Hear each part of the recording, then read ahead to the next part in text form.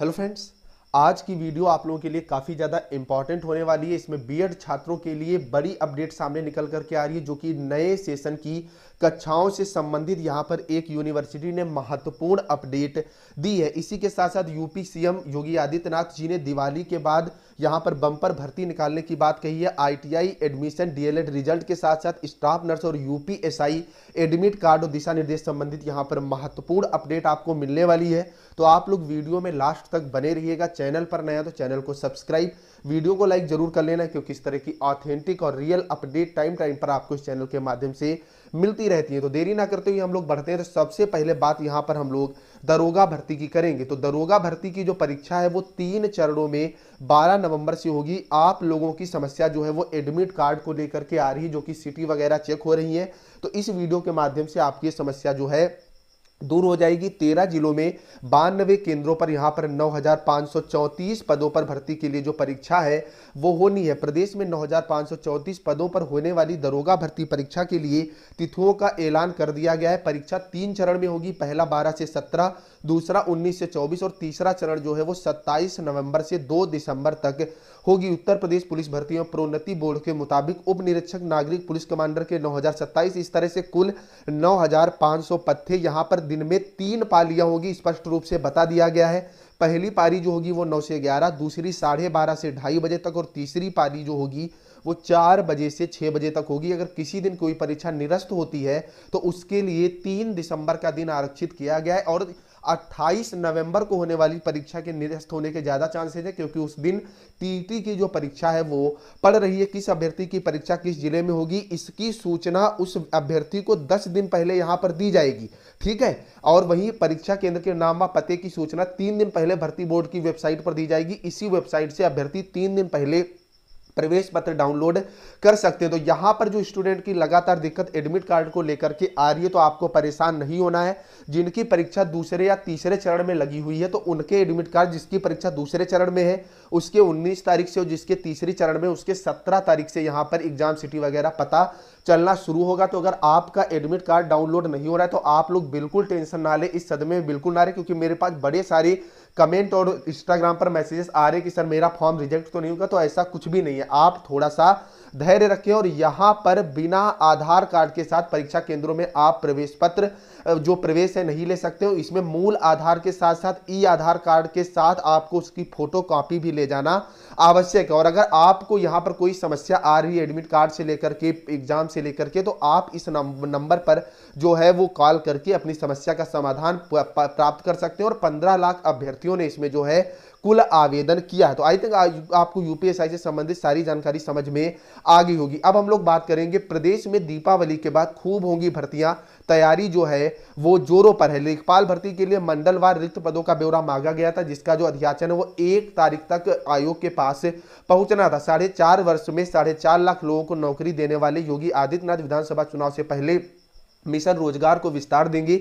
समूह गा की भर्तियों के लिए पिछली माह प्रारंभिक अर्हता परीक्षा का जो रिजल्ट है घोषित कर दिया गया है।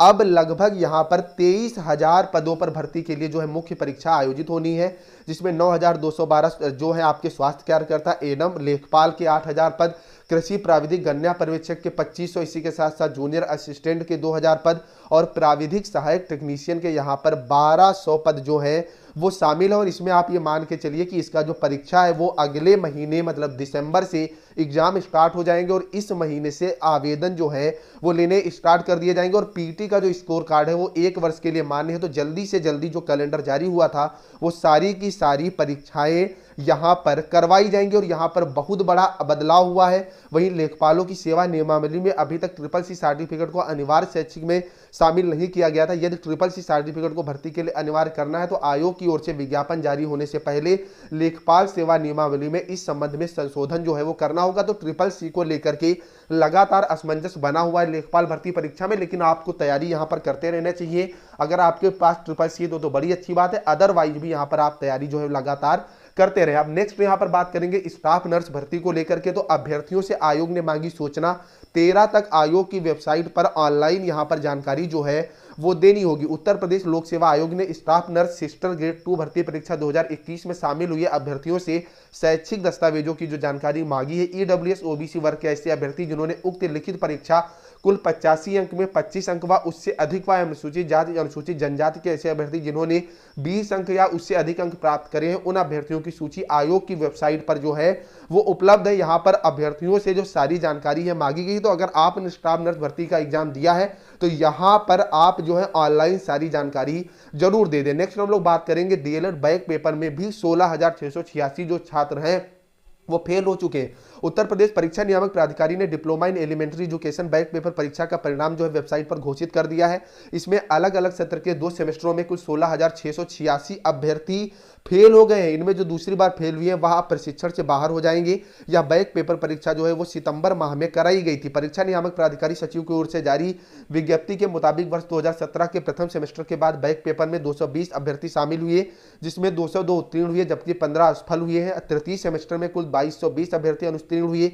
इसमें सम्मिलित हुए 8007 अभ्यर्थियों में से 5824 जो है वो सफल हुए हैं। इसी तरह वर्ष 2018 के प्रथम सेमेस्टर के बैक पेपर परीक्षा में शामिल हुए लगभग 11,000 अभ्यर्थियों में 8,286 सफल हुए जबकि 2,666 अभ्यर्थी जो है वो सफल नहीं हो सके। तृतीय सेमेस्टर की बैक पेपर परीक्षा में फेल होने वालों की संख्या 11,785 है। इसमें शामिल 31,969 अभ्यर्थी जो है वो सफल हुए हैं। अब हम लोग बात करेंगे बीएड कक्षाओं को लेकर के। तो कॉलेजों में 8 से प्रथम सेमेस्टर की जो कक्षाएं हैं उनकी तैयारी यहाँ पर शुरू कर दी गई है। सीसीएसयू से संबंध कॉलेजों में 8 नवंबर से यूजी प्रथम सेमेस्टर की कक्षाएं जो है उनकी तैयारियां शुरू कर दी गई हैं।